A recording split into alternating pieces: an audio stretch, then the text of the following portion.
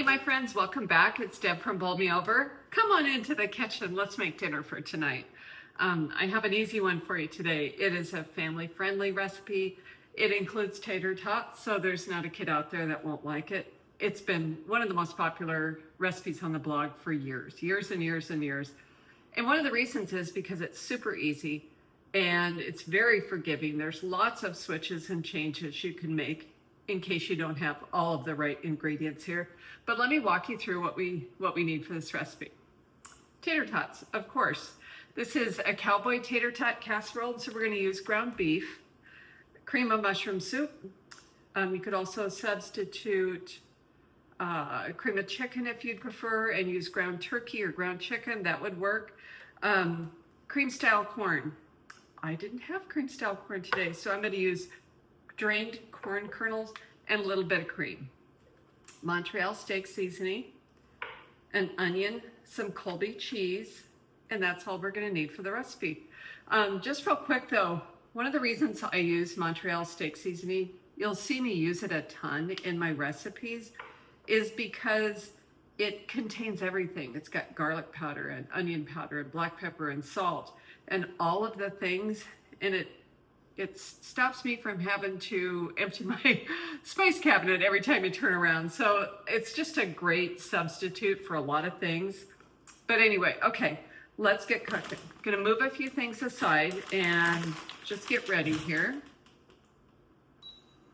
I thought it'd be different. I'm using my little induction stove today. Hopefully it's not too noisy in the background for you, but that way I'm not traipsing back and forth across the kitchen. And while that heats up, it doesn't take long with the induction stove, I'm just gonna open up my ground beef. And as I had mentioned, you could use ground turkey, you could use ground chicken, that would be great in this recipe. Either way would work. And boy, that heats up so fast. So I'm gonna put this in our skillet. And that got a sizzle right off the top. You know what? I'm gonna have to use my hands. All right. One thing that I like to do when I'm browning ground beef is flatten out that meat really good so you get as much of it in contact with the skillet as possible.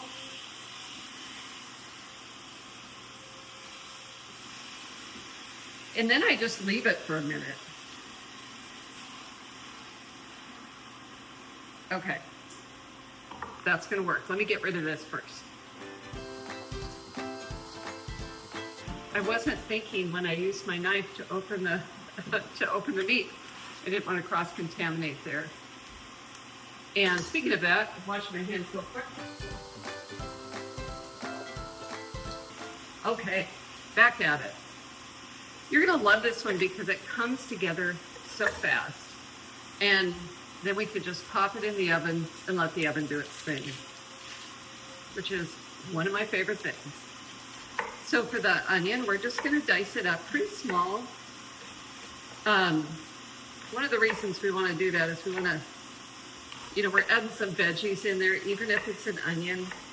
And I don't want very big pieces for the kids. So I do a pretty small dice. And we need about a cup of onion, and because this one is so big, I'm only going to use half the onion.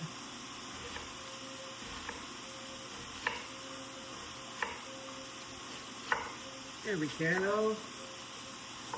Wonderful. That should be about right.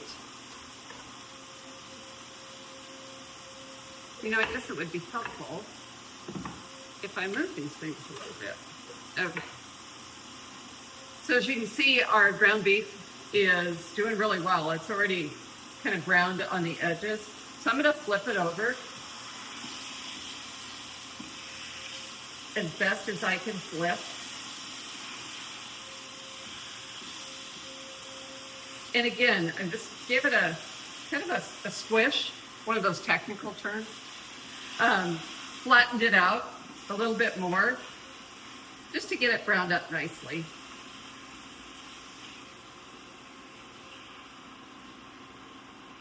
And while that continues to brown, I'm just going to clean up my workspace a little bit. We'll be back in a few.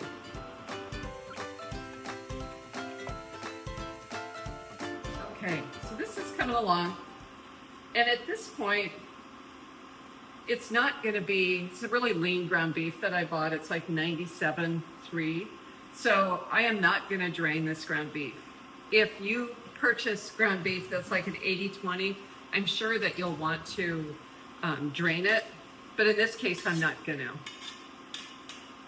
There's some water coming out, but there's really no grease. So I'm gonna take my onions, and there's still quite a bit of browning left to do in here, but I want to make sure my onions are soft prior to going in the oven, at least, you know, translucent.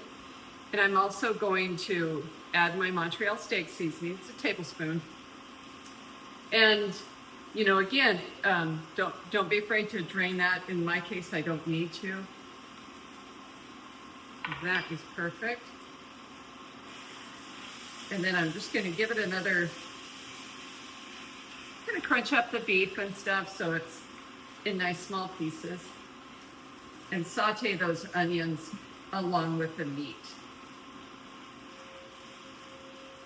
All right. Gonna let that work. And now we're going to grate our cheese.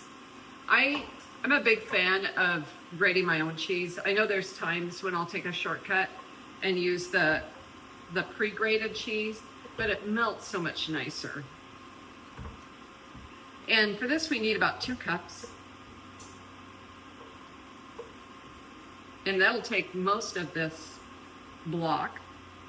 And I don't know if you know this, but if you want to avoid like the mold on your cheese, wrap it in aluminum foil. It's a great tip. Usually I'll even leave it in the bag that it comes in, you know how it's wrapped all tight and stuff. I'll just take down the part of the wrapping that I need and then put the rest, wrap the end of it that I cut off with aluminum foil. Because it just keeps it so nicely. And I'll save that for another day. Okay. This is almost browned. And though there are no kids in my house, my husband is my biggest kid. And he loves this casserole. And see, as that's cooking, our onions are starting to become translucent. You can tell all the seasonings and things are coming together. I'm going to give this just a minute more. I want to make sure I don't see any pink in here and let that continue to cook. And while that's happening, I'm just going to spray my casserole dish and get it ready.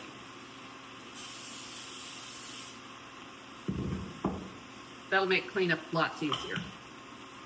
Hang on a quick sec.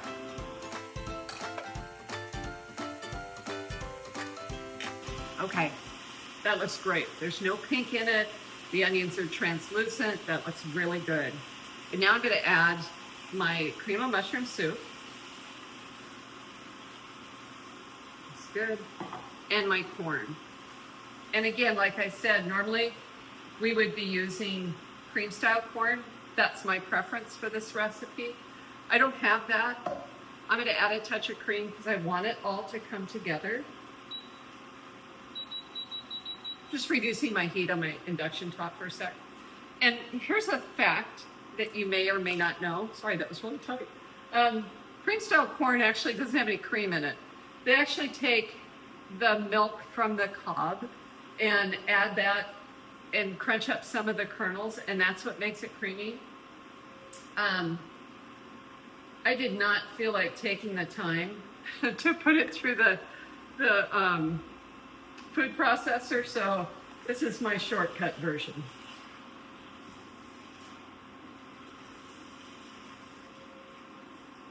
All right.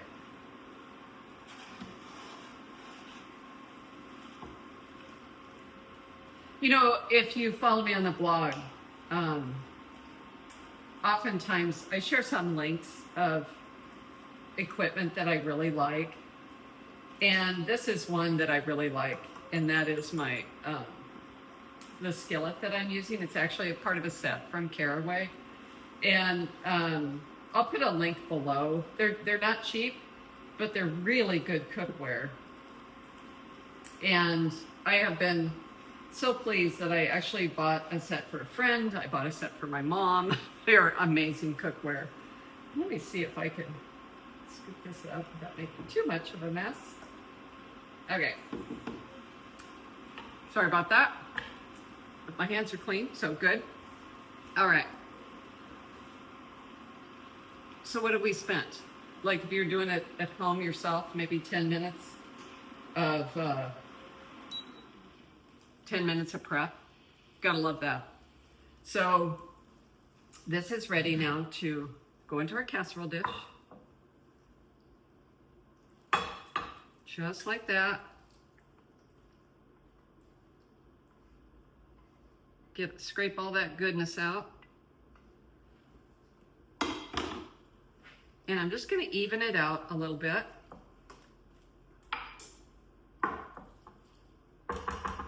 And then the next thing are tater tots.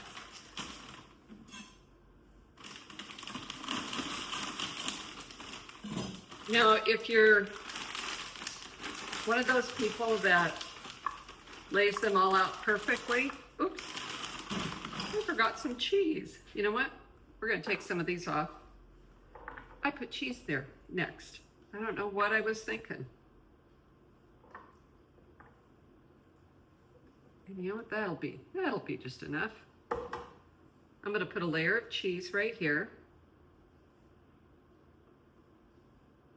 And then these tater tots back on the top.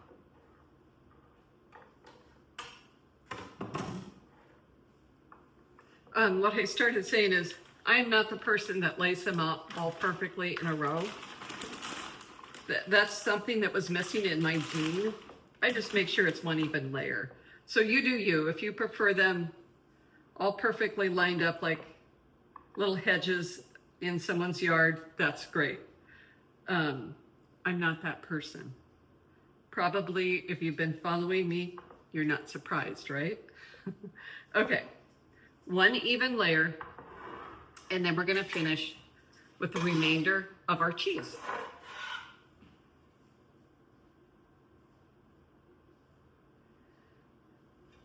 Just that simple. Into the oven this goes for 30 minutes. And then I'll come back. We're gonna check it at 30 minutes. And the meat should be bubbling. The tots should be golden and crispy. But usually what I find is it might take a minute or two underneath the broiler. So into the oven it goes, back in a few. I should say into the oven it goes for 30 minutes. I don't know if I said that, so I just wanted to pop back in and say that. 30 minutes, and I'll be back. I'm gonna clean up my workspace, get it ready, and dinner will be ready in just a short few minutes. Okay, guys, we are back. So my 30-minute timer just went off. It's not quite what I'm looking for. I want it to be a little more golden brown and crispy tots. So like I had mentioned before, we might need to stick it underneath the broiler. This is a fine instance. I'm gonna turn my broiler on high, and I've moved it up one, so it's not in the middle of the oven, it's up one notch as far as the oven goes. And when I open it, you're gonna notice I did something I thought was kind of brilliant, but after I turned the camera off, I grabbed some broccoli, chopped it up, sprinkled it with a little olive oil. I used the mozzarella stick seasoning again, and I just roasted it in the oven along with the casserole. I figured, why turn the oven on twice, right? So back in it goes underneath the broiler. I'm gonna watch it, maybe 2 minutes, maybe 3, we'll see.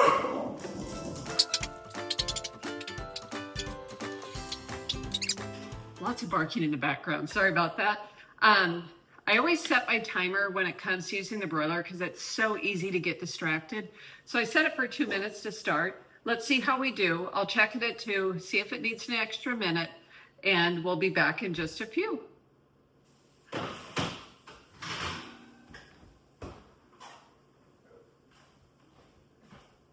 See that?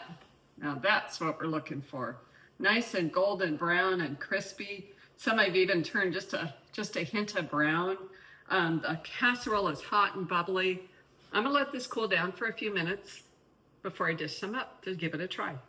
I'll be back in I've finally gotten smart with age. I don't want to scald my tongue, so we'll be back in just a few. Hey guys, I'm back. Sorry, I think that was one of the smarter things I've done today, is waiting long enough for this to cool a little bit. So, you know, this just smells amazing. Great for kids. It's just all bubbly and hot. You can see the corn, the ground beef, and those crispy tater tots. Let's give it a try.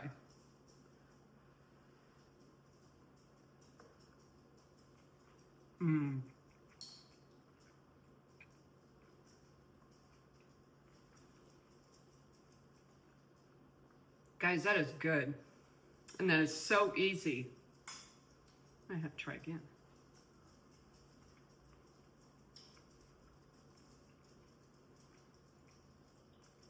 If you have littles, this would be amazing. Using the oven at the same time to bake those, to roast those broccoli, very smart. Okay, yum, yum, yum. I hope you give it a try soon, okay? Cowboy Tater Tot Casserole. And now don't forget, there's all the information below. If you missed some of the instructions, don't forget, check below. There's also some links to some of my favorite kitchen utensil things, links to what goes good with this, including roasted broccoli, all the things. So if you have a chance, check it out.